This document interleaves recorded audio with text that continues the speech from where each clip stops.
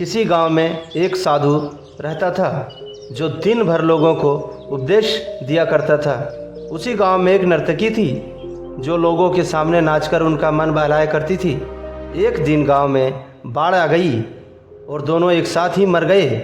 मरने के बाद जब ये दोनों हम लोग पहुँचे तो इनके कर्मों और उनके पीछे छिपी भावनाओं के आधार पर इन्हें स्वर्ग या नर्क दिए जाने की बात कही गई। साधु खुद को स्वर्ग मिलने को लेकर वह अंदर से बहुत ही खुश हो रहा था। वहीं नर्तकी अपने मन में ऐसा कुछ भी विचार नहीं कर रही थी। नर्तकी को सिर्फ फैसले का इंतजार था।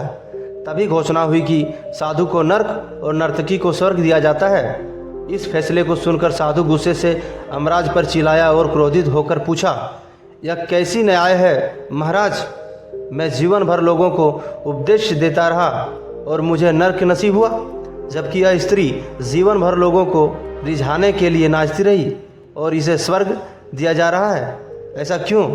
यमराज ने शांत भाव से उत्तर दिया, यह नर्तकी अपना पेट भरने के लिए नाचती थी, लेकिन इसके मन में यही भावना थी कि मैं अपना कला को ईश्वर के चरणों में समर्पित कर रही हूँ। जबकि तुम उपदेश देते हुए भी यह सोचते थे कि काश तुम्हें भी नर्तकी का नाच देखने को मिल जाता।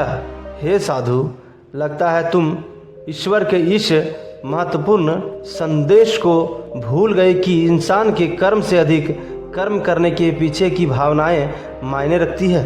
अतः तुम्हें नर्क और नर्तकी को स्वर्ग दिया जाता है। इसलिए मित्रों, हम कोई भी काम करें उसे करने के पीछे की नीयत साफ होनी चाहिए, अन्यथा दिखने में भले लगने वाला काम भी हमें पुण्य की जगह पाप का ही भागी बना देंगे।